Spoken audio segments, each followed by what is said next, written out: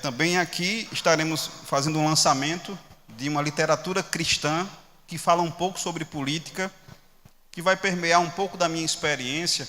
Me lembro, pastor Fábio, que na última conferência de ministros, já esse ano, nós tivemos ali no Verbo da Vida sede um pastor que é general do Exército Brasileiro, pastor Jason Diamantino, e para a nossa graça é um pastor do Verbo da Vida, o único general do Exército Brasileiro, pastor, e é do Verbo da Vida. Diga glória a Deus.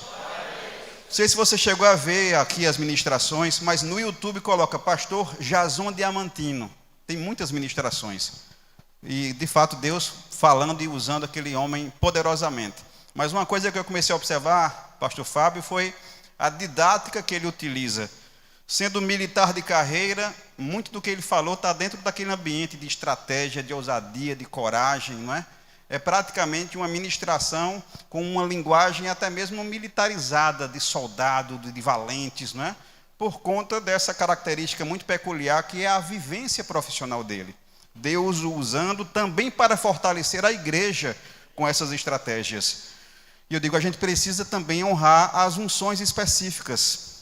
E nessa perspectiva, como eu já tenho um traço, uma caminhada, inclusive política, partidária, até de candidaturas tantas, existe uma experiência, e nessa experiência a gente produziu algo para poder instigar as pessoas, e o nome do livro já é bem instigante, bem provocativo, porque ele fala conivência cristã, conivência na arena política. E uma das primeiras frases desse livro, praticamente na abertura, eu tenho dito assim: a minha maior decepção na política é com o cristão na política. E isso, infelizmente, é uma verdade que aqui eu trago alguns exemplos e vou falar um pouco sobre eles no decorrer dessa ministração. Mas, ao final, você pode adquirir ali na livraria, diretamente, né? Quem, porventura, querendo uma graça de uma assinatura. A assinatura é gratuita, né? Mas o livro vai custar R$25, é o que a gente tem ofertado nas congregações, para você se aprofundar um pouco no assunto. Esse valor, esse recurso vai ser abençoado também para a congregação local, a gente destina como oferta. Então você vai estar abençoando sua igreja e sendo abençoado com algumas instruções importantes. Amém? Antes de anunciar a presença da minha esposa, tem gente que brinca dizendo, é a primeira dama? Eu digo, não, cristão só tem uma dama, então ela é a única dama, a minha esposa. Já de um casamento de 18 anos, 2 filhos, um de 13 anos, 13 anos, e um de 6, está prestes a completar 7, mas família é uma bênção, família nasceu no coração de Deus, e nós precisamos ser fortes, inclusive na política, para defender a célula familiar. Amém? Então, queridos, obrigado pelo convite mais uma vez. Talvez o tema a gente pudesse colocar aqui no que talvez você tenha até escutado algumas pessoas falando sobre a influência do cristão na sociedade, ou os montes de influência do cristão na sociedade. Via de regra, você pode estabelecer, livros já contemplam esse assunto, 7 montes estratégicos da nossa importante influência na sociedade.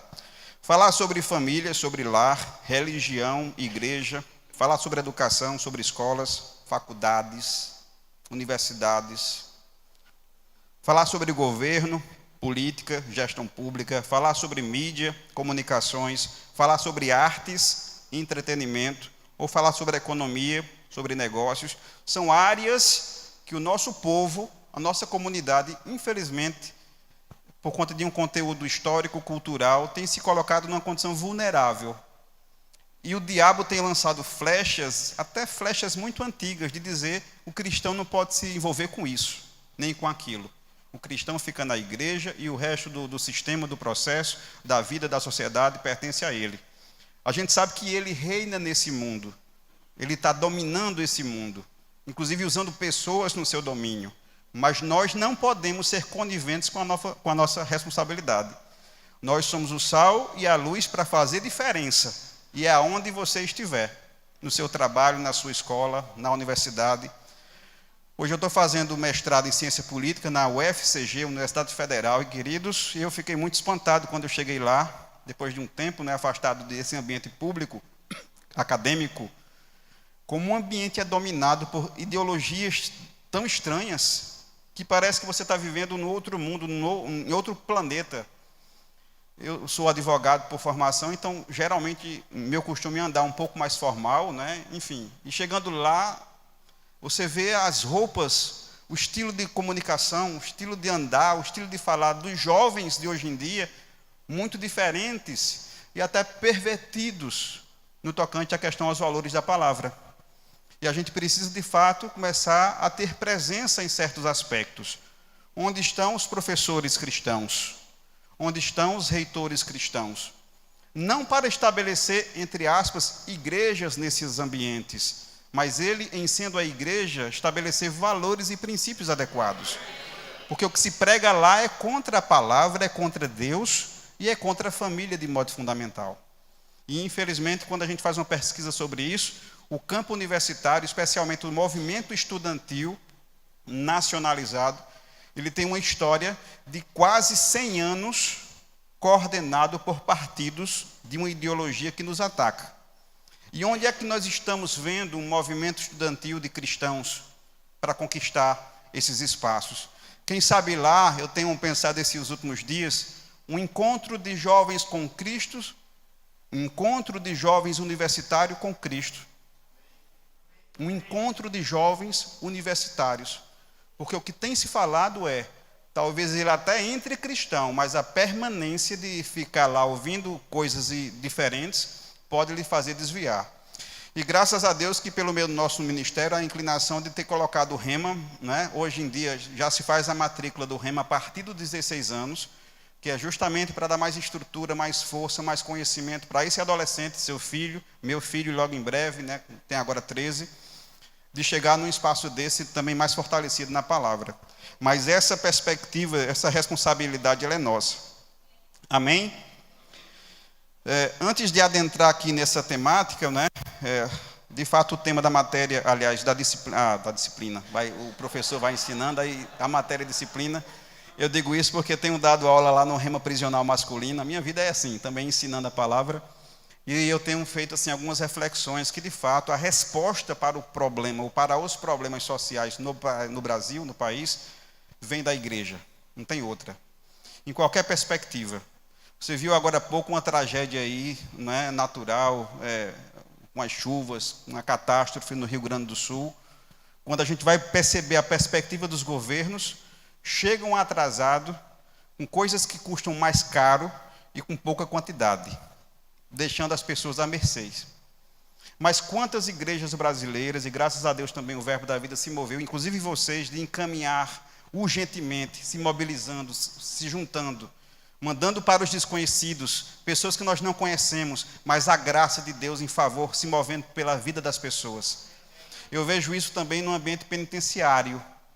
Como advogado, eu tenho uma plena convicção que o sistema de justiça não ressocializa. Não ressocializa. É algo que se pode pincelar. Mas quando você observa o Rema prisional atuando na esfera do presídio feminino, pessoas ali condenadas, sentenciadas por terem feito absurdos, crimes dramáticos, e que você tem que se desapegar do seu julgamento e entender que a palavra precisa alcançar especialmente essas pessoas, e ir nos presídios é bíblico, encontrar aquelas pessoas. E Deus tem feito tanta coisa interessante, importante, grandiosa, até a estrutura física que nós começamos recentemente o Rema Prisional Masculino, é uma estrutura maravilhosa, onde eles chegam e ficam impactados no primeiro toque de excelência, como que se dissesse, e eu mereço isso, por ter feito o que fiz. De você encontrar 60 homens condenados, lá atualmente tem 1.300. 60 homens em sala de aula, numa lista de espera de quase 200, querendo participar. Querendo participar. E a palavra sendo plantada, a essência mais simples da palavra, sabe, pastor? A sementezinha mais simples, aquele beabá da palavra, de falar quase que como se fosse uma aula do departamento infantil. De pessoas que nunca tiveram conhecimento de Deus, do amor de Deus. talvez a própria estrutura familiar, a degradação da família, da própria sociedade, a omissão dos governos em resgatar esses meninos, adolescentes, crianças, quando na sua época, um deles ali, conversando rapidamente, a gente não pode ficar ouvindo dados processuais, até para não criar outro tipo de intimidade, né? A gente tem um foco na palavra, mas um deles chegou para mim e disse, professor, a sua apostila da sua matéria eu mandei para a minha casa, porque eu vou passar tanto tempo aqui pode rasgar, pode molhar, então eu preferi guardar, porque no mínimo eu vou tirar aqui mais uns 22 anos. E aquilo bateu em mim, eu digo, meu Deus, 22 anos nesse ambiente, pode ser que no sistema de progressão ele saia daqui a 6, 8 anos, mas ele mesmo soltou. Fui condenado a 174 anos de cadeia. Barbaridades monstruosas. Mas você, quando começa a escutar determinadas questões da própria família, de não ter tido família, de ter passado por abrigo provisório de adolescentes, infratores, e de repente você percebe que o Estado foi incompetente de alcançar essas vidas. E muitas vezes as igrejas foram tão distantes de alcançar pessoas vulneráveis. Porque, glória a Deus, pela estrutura que nós temos na sede, está maravilhoso, tudo está tão maravilhoso. Mas nós nascemos de uma visão missionária fora e de ensino. O verbo da vida tem muita força e reconhecimento doutrinário na parte do ensino, palavra poderosa, palavra que muda pessoas, e de missões. Missões é trazer pessoas, alcançar pessoas. Eu até estou fugindo um pouco da temática, mas faz parte da nossa influência. A nossa influência cristã. Ser cristão não é somente estar aqui, queridos. E lá fora, quando a vista do pastor não alcança, viver de toda forma. E aí eu volto àquela frase que eu coloquei no livro, no tocante à política. Infelizmente, a minha maior decepção na política é com os cristãos, que estão transitando nesse espaço, querendo poder, e depois entrando nos sistemas viciados da velha política. Eu digo também que a gente tem orado e tem visto, nós estamos tendo um tempo de avivamento, mas um despertamento sempre precede um avivamento. Primeiro você desperta para algo, para haver um avivamento. E eu sei que é muito recente na história política do Brasil, onde nós cristãos estamos tendo um despertamento, estamos até mais interessados de conhecer como é que funcionam as coisas, quem são os atores, mandatários e até de candidatos. Nós estamos mais interessados, muito embora que a gente encontre pessoas com aquele carimbo de dizer até assim, política não pode falar na igreja. Esse assunto não pode ministrar no púlpito. Mas eu sou muito agradecido a Deus por fazer parte de um ministério que me permite falar o que eu já falei nas outras congregações e eu haverei de falar aqui. Coisas que talvez a gente não vá passar o pano para comportamentos de, infelizmente, uma boa parcela dessa comunidade cristã brasileira, e eu estou contando com os irmãos católicos, que para o IBGE nós contamos ali quase 90% a 95% da população cristã, entre evangélicos e católicos, e num país que sofre tantas mazelas, e especialmente na gestão pública, com a nossa conivência por não ser proativo. Não é para fazer revolução, não é para as ruas quebrar as coisas, não é, mas a sua consciência aberta, madura, amadurecida. E enquanto isso não acontece, esse despertamento, um avivamento na gestão pública e na política também não acontece, ou ela é tardia. Porque a gente prefere deixar os maus seguirem à frente do comando da liderança desse país. E quando eu falo aos maus, eu estou considerando o contexto da própria história política brasileira. Então a gente precisa de fato despertar. Talvez hoje seja uma noite de despertamento. Cair a ficha. No meu tempo é cair a ficha, não é? Eu acho que a maioria do... Cair a ficha é aquele telefone antigo, você colocava a ficha, caía, você tinha mais um minutinho. Caiu a ficha, você tem direito. Vamos cair a ficha. Cair a ficha. Eu preciso despertar. E quem sabe lá, na abertura do livro, eu falo, olha, esse é um tema instigativo, provocativo, pode ser que as pessoas se incomodem na leitura, se sintam, inclusive, envolvidas em certos comportamentos que o livro está tentando ali corrigir. E até quem sabe lá nem adquiram o livro ou mesmo deixem de ler porque se sentiu ali um pouco colocado nas situações. O propósito não é esse. É de fato trazer um despertamento, fazer um despertamento. A ideia é, em que momento eu vou acender as luzes da minha vida para Deus, sem deixar aqueles quartinhos escuros da minha intimidade ali, e para que ninguém veja a bagunça. E quando a gente acende a luz no quartinho da bagunça, a gente vê que de fato está bagunçado, vai exigir de você uma proatividade de organizar. Deus não habita em bagunça. Deus não se move em bagunça. E eu sei que a gente se converteu, levantou a mão, aceitou Jesus. No meu processo de salvação foi muito intenso, na minha adolescência. Na mesma semana eu aceitei Jesus em 4 igrejas diferentes. Levantava a mão para todo culto que eu ia, levantava a mão. Daquilo que foi a revelação da presença de Deus. Então me chamavam para ir para um culto, eu fui para o Catoré num culto. A irmã Dione, foi feito o apelo, eu levantei a mão. Aceitei Jesus. Muito embora que aos 8 anos, eu já tinha aceitado Jesus aqui na Assembleia de Deus do Paulistano. Aí me afastei um pouco. Aí depois o testemunho te marca um outro momento, viu, pastor? Mas me converti em irmã Dione. Na segunda-feira do dia seguinte, foi para o irmão Ronaldo Correia. Foi feito o apelo. Na segunda-feira, no dia seguinte, fez o apelo lá. Eu levantei a mão, aceitei Jesus de novo. Aí da segunda para a quinta-feira, eu vim para uma igreja batista, que inclusive é essa daqui. Eu morava aqui na região do Jardim Paulistano. Fui para um culto lá, fizeram um apelo de aceitar Jesus e eu estava aceitando Jesus novamente, na mesma semana. Até que no domingo eu visitei o Verbo da Vida a convite de um amigo. Lá, de fato, quando foi feito o apelo para o novo nascimento, eu já fiquei um pouco quieto, mas teve algo diferente, que foi o apelo para o batismo no Espírito Santo. Eu disse, nunca ouvi isso. E na mesma hora, disposição, eu quero isso. Despertamento para a palavra. E nesse brevíssimo testemunho eu quero honrar aqui uma mãe na fé, Socorro Perazzo, tem muita história dela na minha vida, uma conexão espiritual, uma mulher de oração, e eu sei que a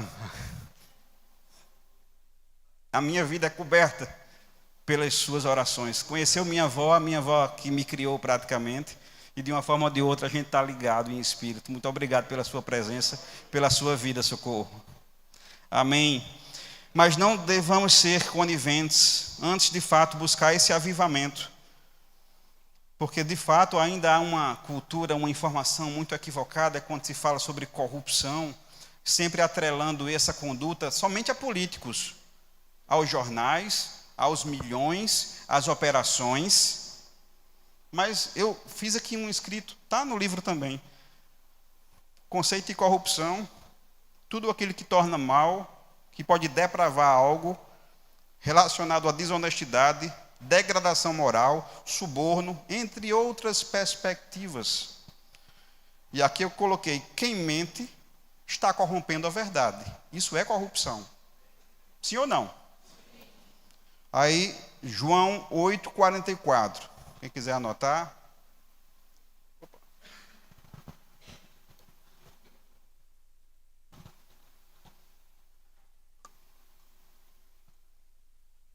João 8,44. Jesus afirma que o diabo é o pai da mentira, destacando a natureza enganadora e manipuladora do adversário espiritual da humanidade. Quem mente se associa ao diabo, corrompe a verdade.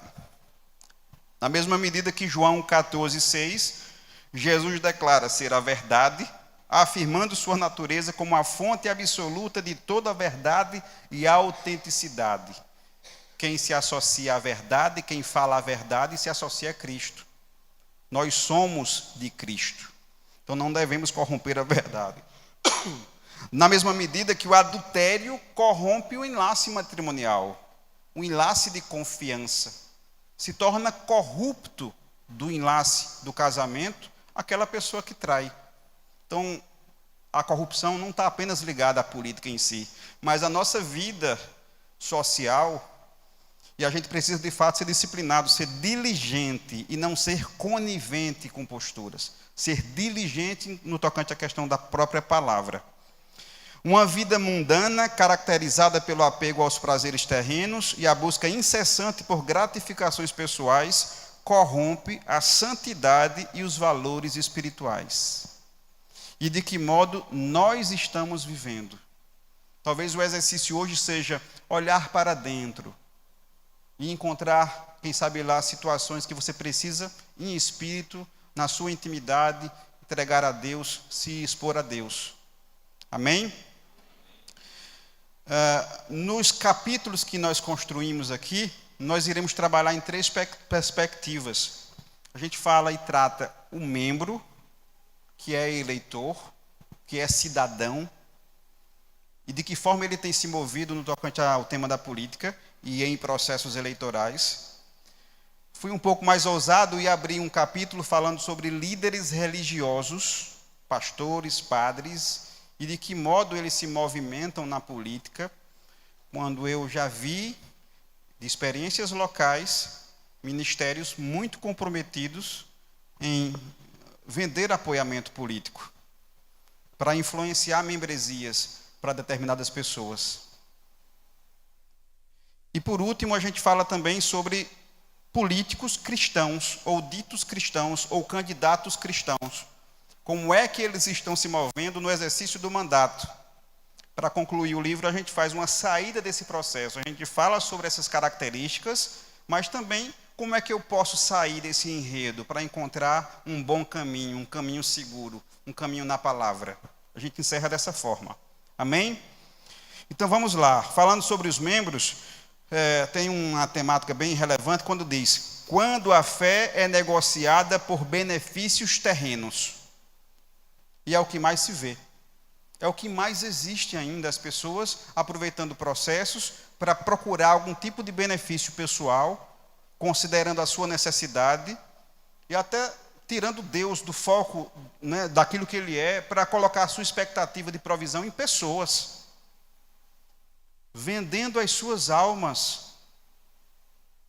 Quem me conhece sabe que eu já vivi alguns processos eleitorais e eu até digo que no meu ambiente familiar de parentela, tem um braço familiar que em processos antigos nunca consegui conquistar o apoio daquela família, mesmo sendo parente.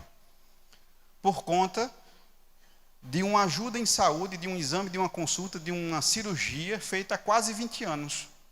E acabou amarrando aquela pessoa numa circunstância dele ter procurado e aquilo se tornou uma algema.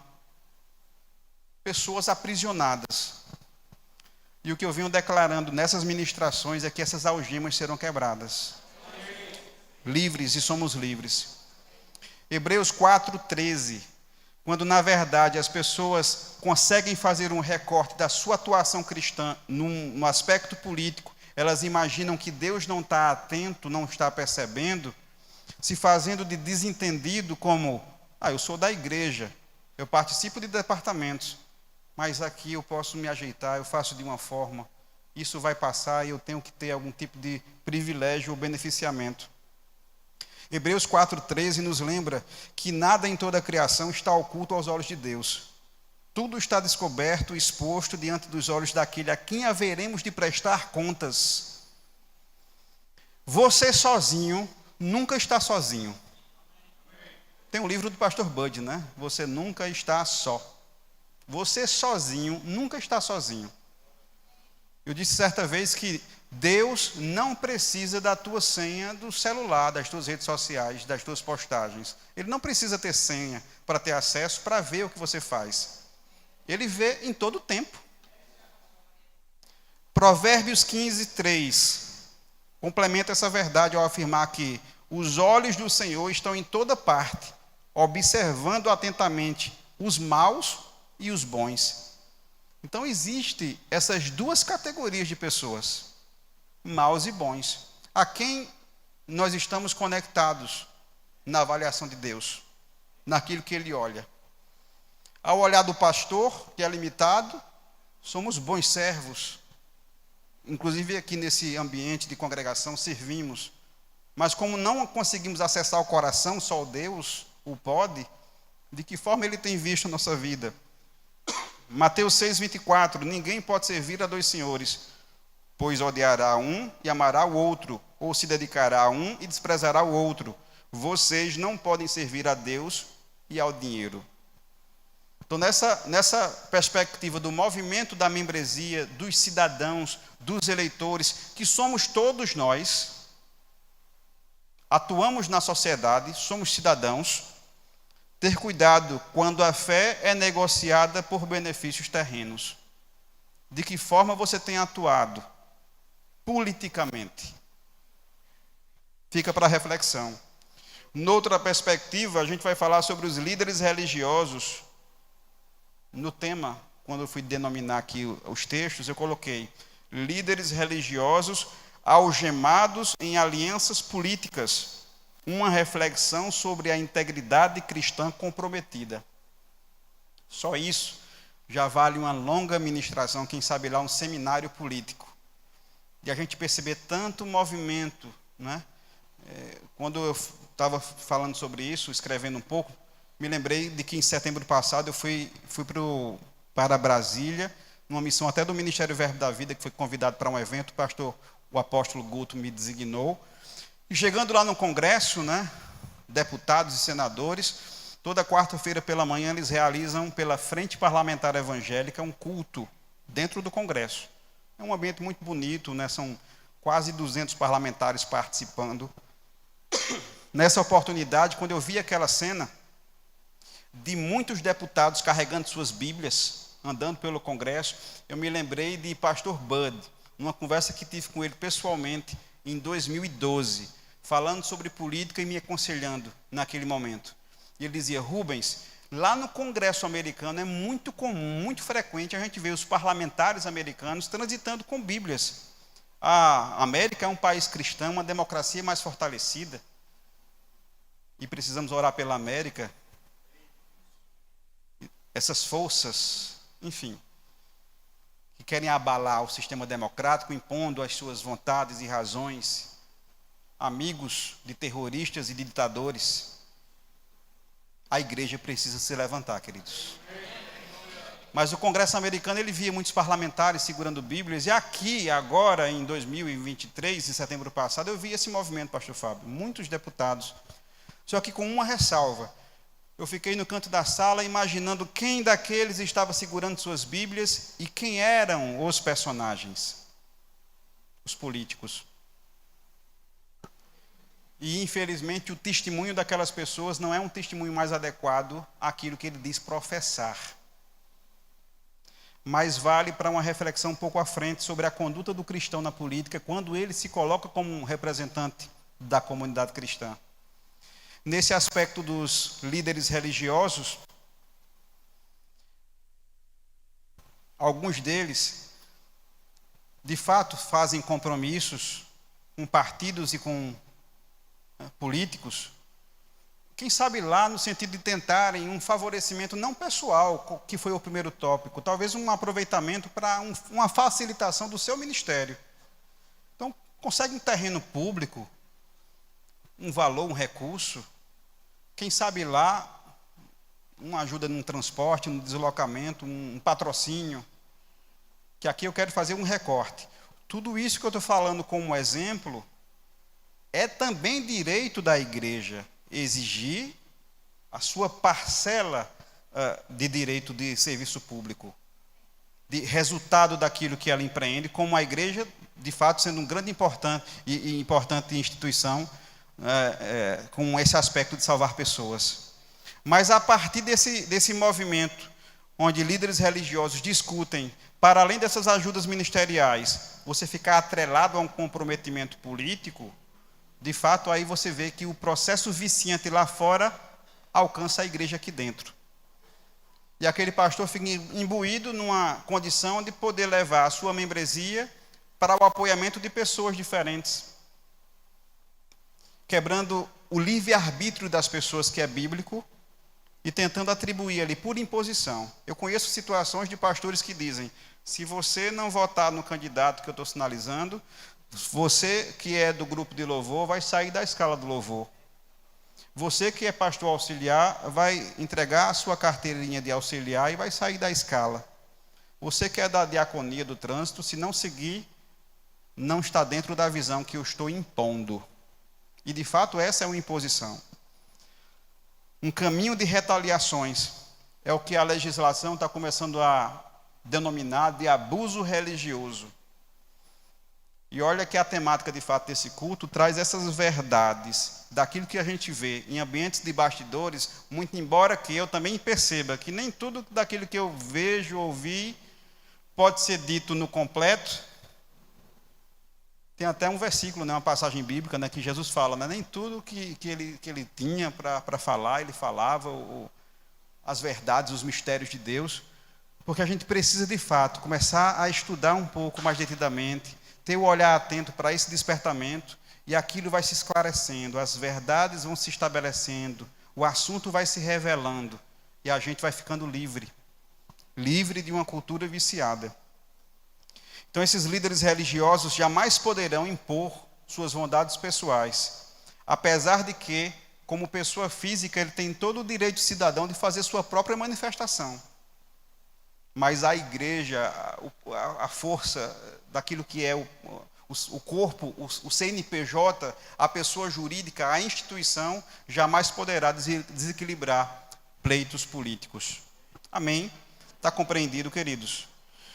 No outro ponto que a gente trabalha no livro, eu falava sobre esses políticos, não é, que, via de regra, se colocam no campo cristão, representantes cristãos, muito embora que representantes de ocasião, representantes de uma ocasião eleitoral, e tão somente nos processos eleitorais. Para isso, eles fazem ou utilizam muitas estratégias. O tópico que a gente vai trabalhar é políticos cristãos e suas estratégias para amarrar o apoio religioso. Uma amarra, uma prisão, uma algema. Para isso vale tudo. Oferecimento de ajudas financeiras para suprir necessidades tantas. E eu conheci uma história de uma pessoa até local que ela dizia assim: todo auxílio que eu faço, pessoa física ou jurídica, eu anoto num livro. Mas não é apenas uma anotação meramente para ter um controle administrativo da sua gestão administrativa. Era também para, oportunamente, nos processos das eleições vindouras, ele bater na porta daqueles pastores ou irmãos e de dizer: olha, no dia X eu te ajudei dessa forma, eu enviei tal valor, eu favoreci com aquilo, com isso, e você agora me deve o apoiamento. É o que no livro eu denomino de o livro dos escravos. Pessoas que se submetem à escravidão da política por conta de favores ou necessidades pontuais. E, infelizmente, esse sistema, esse processo não é algo incomum. Num processo viciado, político, que existe, isso é muito costumeiro. E eu até falava aqui que eu tenho uma experiência, inclusive, muito próxima de um parente. Há mais de 20 anos aprisionado a um favor político, sem conseguir se desgarrar. Uma outra estratégia que eles utilizam é a estratégia de entregas pessoais e diretas, de ofertas até generosas, algo que, para quem conhece, quem é maduro na palavra, entende que você é ensinado para dizimar, para ofertar, como um ato voluntário entre você e Deus. Especialmente nós não temos um ministério, uma igreja que atribui valores ou que fica controlando a tua disposição entre você e Deus. Mas essas pessoas, elas gostam de fazer isso de modo a propagar, promover a sua atitude, trazer um vínculo emocional. Quando a oferta é generosa, ela tem que ser direta. Não se faz por transferência, não se coloca no gasofilácio, vai num gabinete, tenta entregar, porque com aquele vínculo psicológico de alguém que recebe, não sendo maduro para receber aquela quantia, aquilo vai ser um ponto de amarra para momentos posteriores. Como é que você vai dizer um não para alguém que é um bom ofertante direto?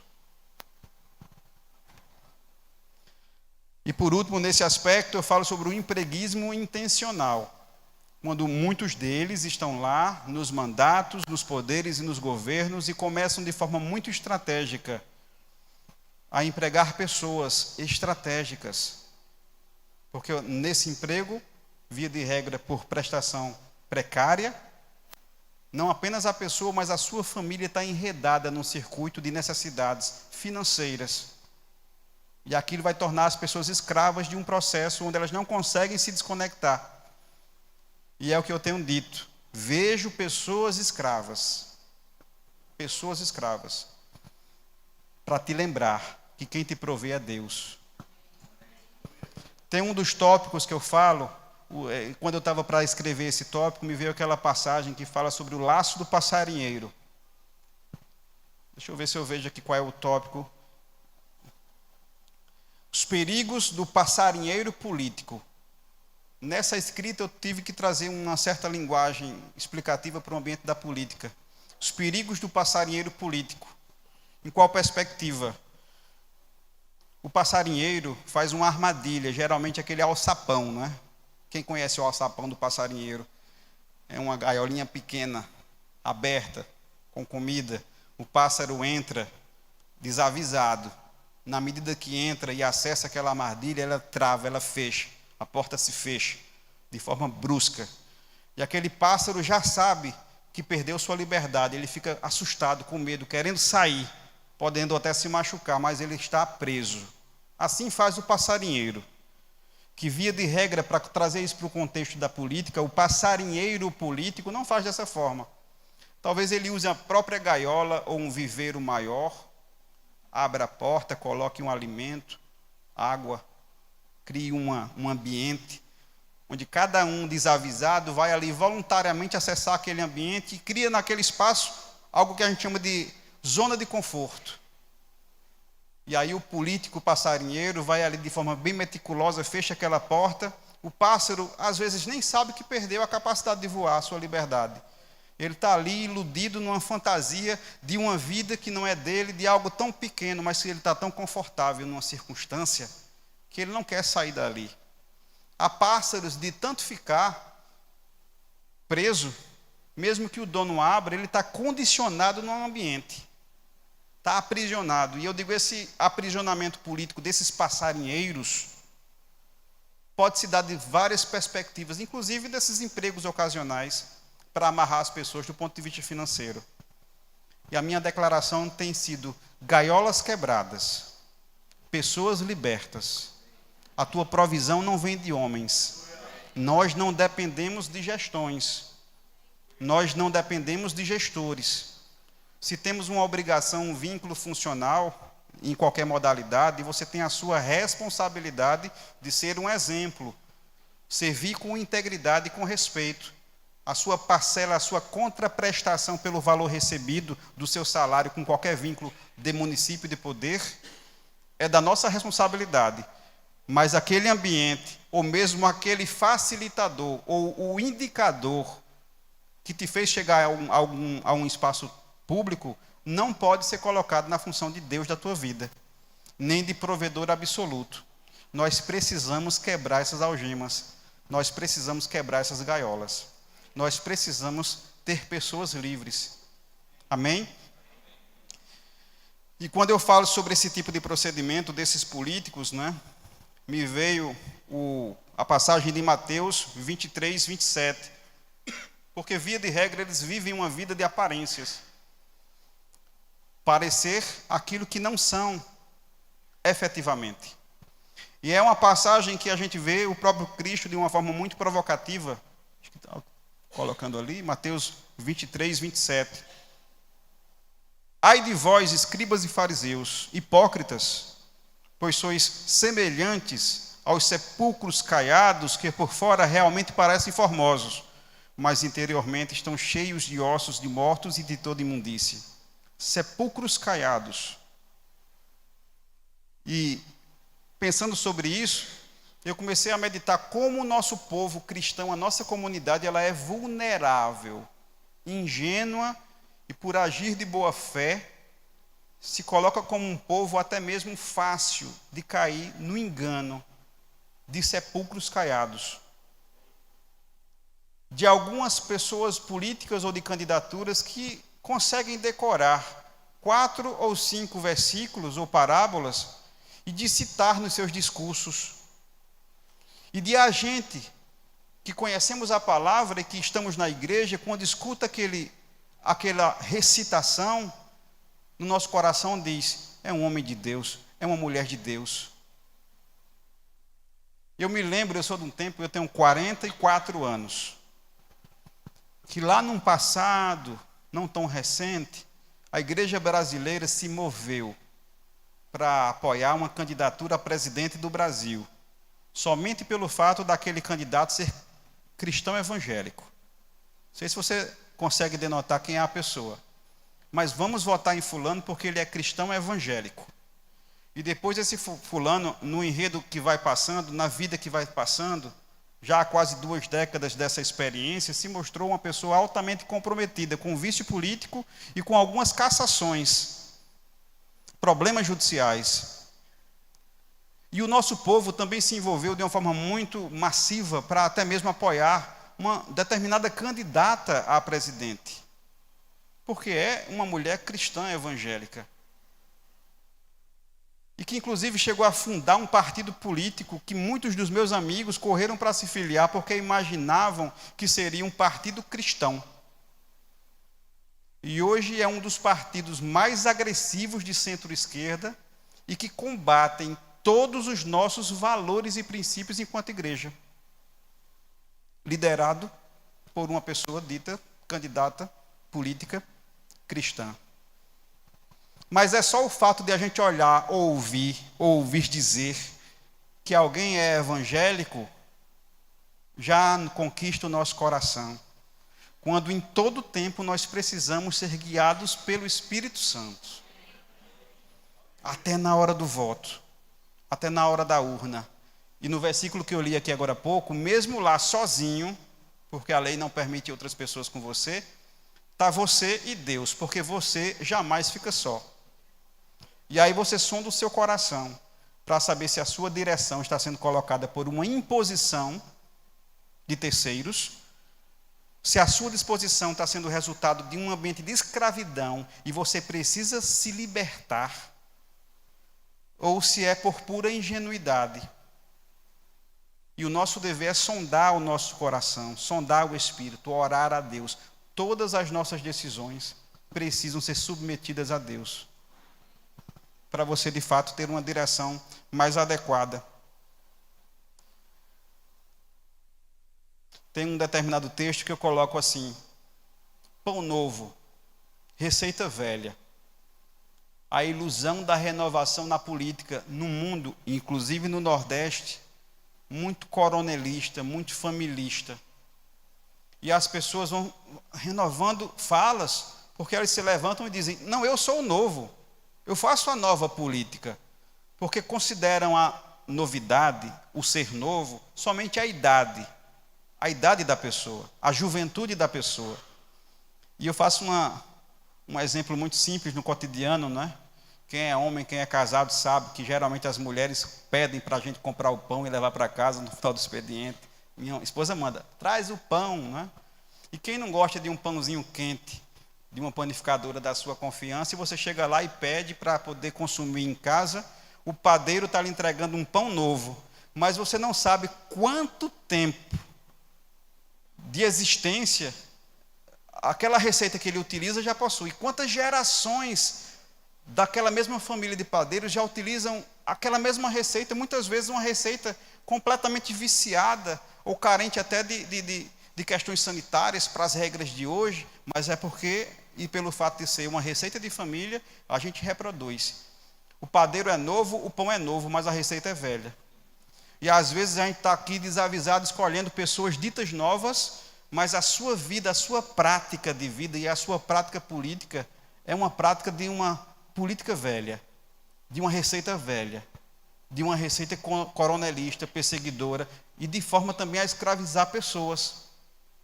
E aí vale a ressalva que o livro vai completando, né, nos seus finalmente, na sua conclusão: nós precisamos submeter as nossas decisões ao Espírito de Deus, para não sermos enredados por esses personagens. E não apenas entender que o fato de aquela pessoa ser colocada como um ambiente cristão, uma pessoa que professa o nosso campo cristão, e até mesmo sendo uma pessoa da sua própria confiança e conhecimento, não apenas esse critério de ser evangélico fecha o todo da melhor atuação. Lá no ministério, quando nós temos reunião sobre esse tema, eu digo, olha, eu assemelho a política para quem tem essa vocação, nem todo mundo tem essa vocação, da mesma medida que nem todo mundo tem a vocação para ser alguém aqui dos instrumentos, nem para o canto. Temos vocações distintas, num corpo diverso.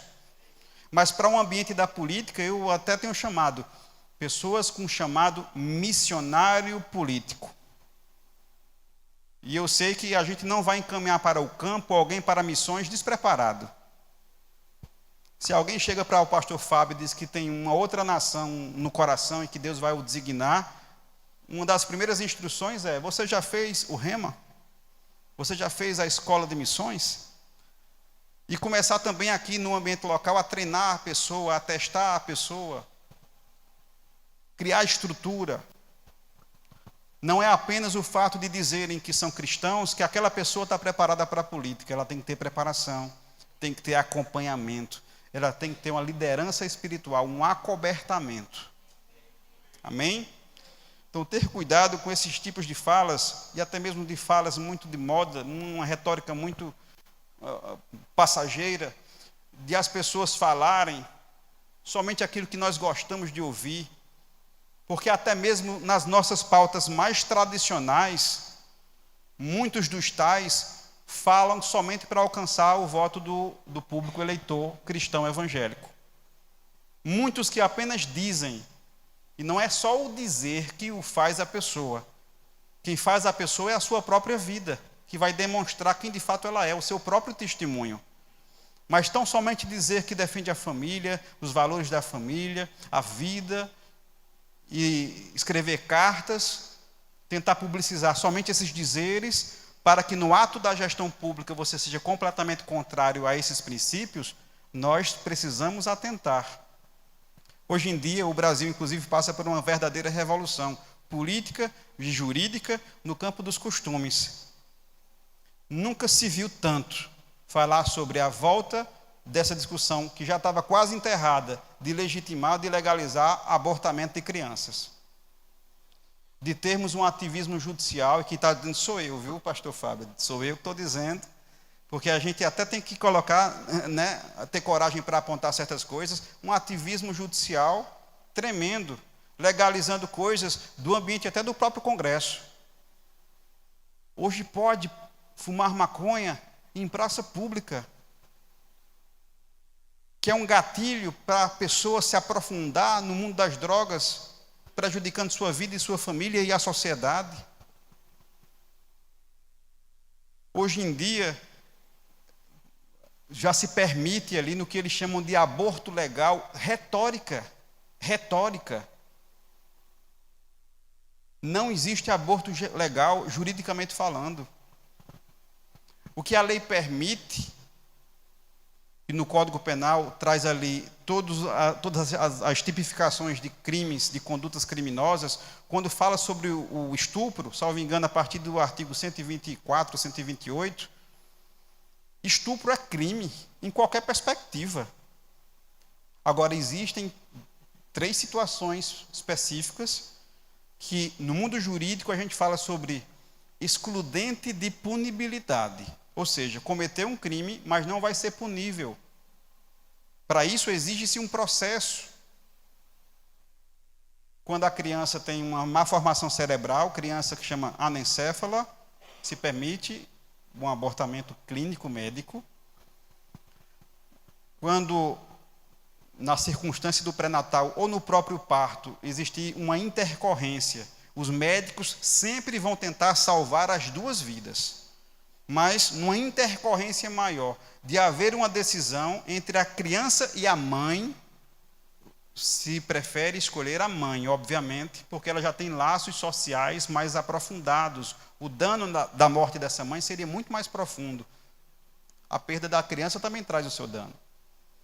E em casos de estupro, né, de crianças especialmente, de adolescentes ou de mulheres, né, enfim, foram estupradas, gestantes, se permite fazer o abortamento por conta de uma circunstância muito óbvia.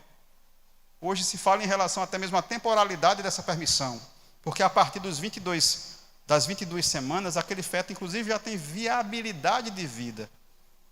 Estou entrando numa temática um pouco jurídica aqui, pastor. Para atentar às pessoas que o que se prega lá fora, com interesses internacionais, é atacar a criação de Deus. Matar crianças, sem falar de suas consequências. Em nenhuma perspectiva eles anunciam essas consequências. E nós precisamos estar atentos, porque infelizmente, e talvez quem sabe lá seja já uma outra provocação que eu me faço para contribuir num escrito futuro, falar sobre a existência do que a gente chama de cristãos progressistas, que falam sobre a evolução dos tempos e das coisas. E uma vez eu escutei de um professor meu, eu achei muito interessante, ele diz, nem toda evolução é para o bem, é boa. Mas a gente precisa evoluir, nem toda evolução é para o bem.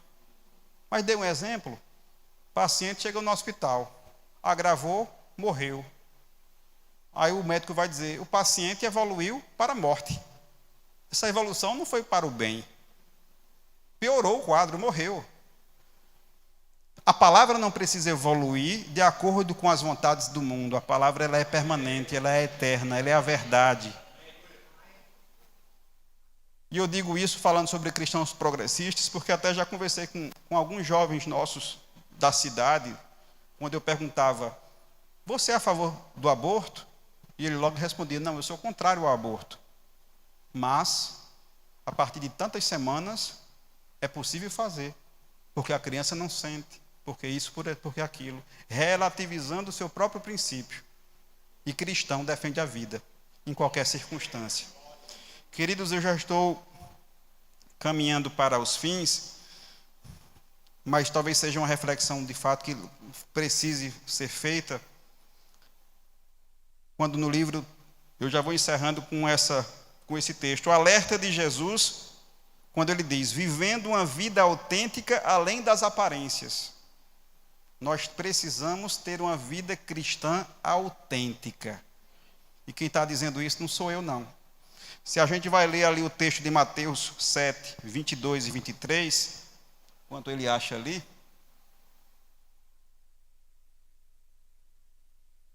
tem uma advertência de Jesus que talvez a gente nem leia com tanta profundidade, mas para encerrar esse livro, me veio essa fala, esse versículo, essa passagem, e eu comecei a meditar sobre ele e escrevi algo nesse sentido no livro que eu estou falando, que eu estou apresentando para vocês.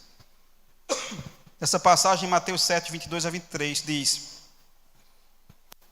muitos me dirão naquele dia, Senhor, Senhor, não profetizamos nós em Teu nome, e em Teu nome não expulsamos demônios, e não fizemos muitos milagres? Então eu lhes direi claramente, nunca os conheci. Afastem-se de mim, vocês que praticam o mal. E dá para perceber que ele está falando para alguém religioso, né? Alguém que tinha lá a sua religiosidade, o seu serviço. E você ouvir do próprio Cristo, eu nunca te conheci, você que praticou o mal. E enquanto eu escrevia sobre esse texto, eu comecei a fazer algumas perguntas ao Espírito. Fiquei imaginando algumas pessoas apresentando as suas razões e ouvindo, em consequência, uma resposta inesperada do tipo. Aqui já é uma conjectura minha, uma reflexão transcrita. Mas, Senhor, eu fui um bom governante, fiz tantos hospitais, escolas, gerei empregos, justificativas humanas. Afaste-se de mim, vocês que praticaram a corrupção. Mas, Senhor, eu fui um líder pastoral renomado, cuidei de um imenso rebanho, influenciei gerações. Afastem-se de mim, vocês que apoiaram ideologias políticas antibíblicas e levaram pessoas ao engano. Mas, Senhor, eu atuei em departamentos, fiz ação social, fui um bom membro e honrei o pastor. Afastem-se de mim, vocês que apoiaram ou foram coniventes com mais escolhas políticas e se tornaram amigas do mundo. Mas, Senhor, fui candidato, eleito algumas vezes, representei dignamente o povo cristão. Afastem-se de mim, vocês que desempenharam um personagem de aparência cristã, mas profanaram a minha igreja e envergonharam o evangelho com seu péssimo testemunho.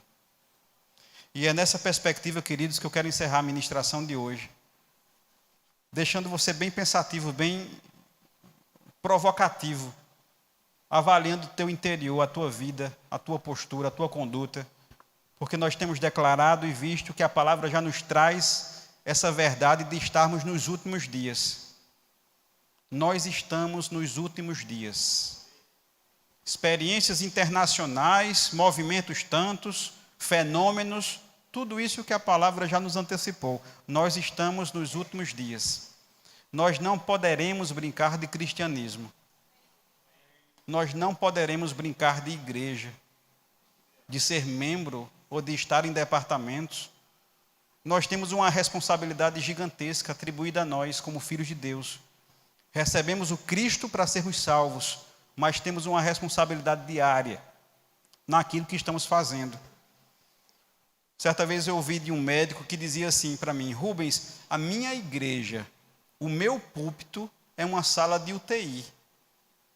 Os meus membros dessa igreja que eu sou pastor estão acamados, deitados naquele ambiente de UTI. Alguns nem estão conscientes, mas eu estou ali enquanto cristão.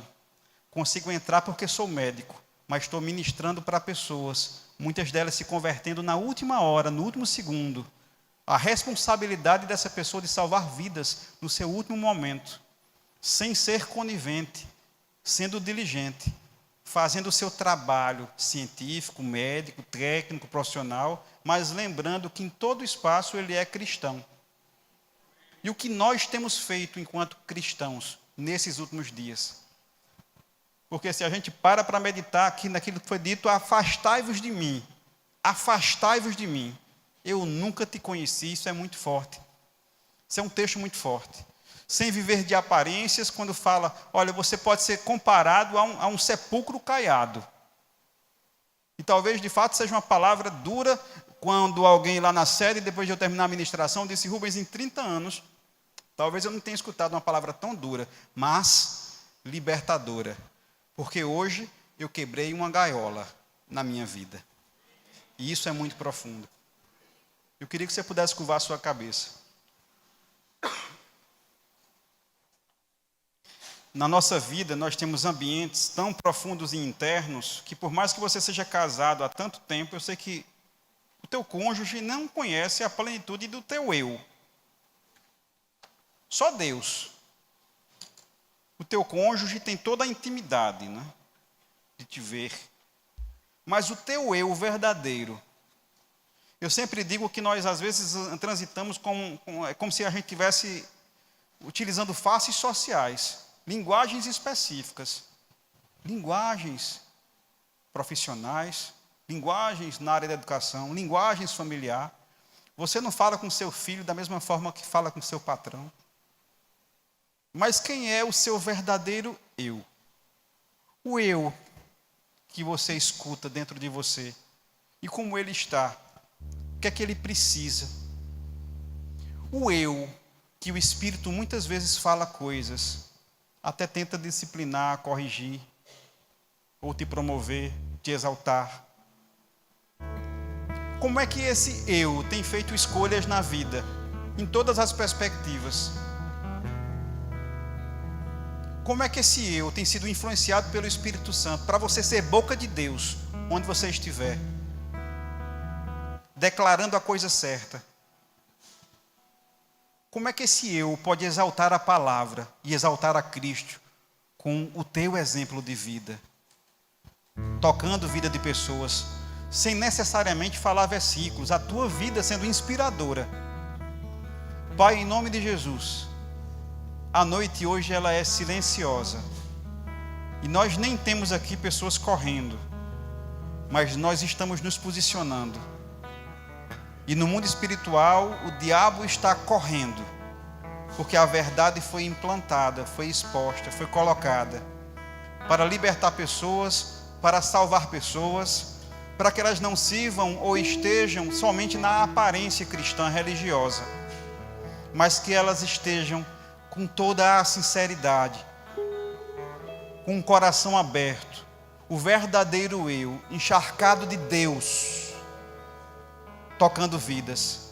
não mais palavras de murmuração, não mais escolhas sendo influenciadas pelo mundo, porque nós não somos amigos desse mundo, nós somos inimigos desse mundo, nós somos amigos de Deus, nós somos amigos da santidade, nós somos amigos da verdade, nós repudiamos a mentira, nós repudiamos a corrupção, nós não somos coniventes, nós queremos hoje sermos vistos como pessoas diligentes, guardadores da palavra, propagadores da verdade.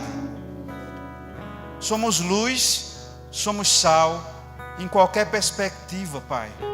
Aqui nós temos famílias representadas, em tantos ambientes que eles vivem, que nós não temos acessos físicos, de pessoas que eles conhecem, que nós não conseguimos tocar, que eles possam ser a diferença no trabalho onde eles estão, na escola, na faculdade, até mesmo no ambiente da igreja, na família, com os parentes, com o seu cônjuge, com o seu filho. Um verdadeiro eu encharcado de Deus, a presença de Deus, a presença do Cristo. Olha, Cristo não está morto, Ele está vivo, Ele ressuscitou. Cristo está aqui, Ele está presente, Ele está em nós, Ele está na nossa vida. E haveremos de ouvir: vinde a mim, benditos do meu Pai, vinde a mim, portas dos céus abertas. Um Cristo, um pastor que nos conhece pelo nome, Ele sabe quem somos. Nós conhecemos a voz desse pastor, nós discernimos a voz desse pastor. A voz do mundo não nos engana, a voz dos demônios, das potestades não conseguem nos enganar. Nós escutamos a voz do bom pastor, nós somos filhos desse bom pastor, nós somos cuidados por esse pastor. Pai, muito obrigado porque nós aceitamos essa verdade. Jesus é o Senhor e Salvador da minha vida, da minha família, da nossa cidade. Nós oramos pelo Brasil, nós abençoamos essa nação, nós repreendemos a força do maligno, nós somos diligentes e declaramos bênção, vida. Pai, nós nos comprometemos em ouvir o Teu Santo Espírito, sondar o nosso espírito para ouvir a Tua voz. O nosso eu ouvindo a Tua voz, em toda decisão eu vou Te envolver, porque nós fazemos parte, nós somos integrantes de um reino celestial. Muito obrigado pela Tua presença.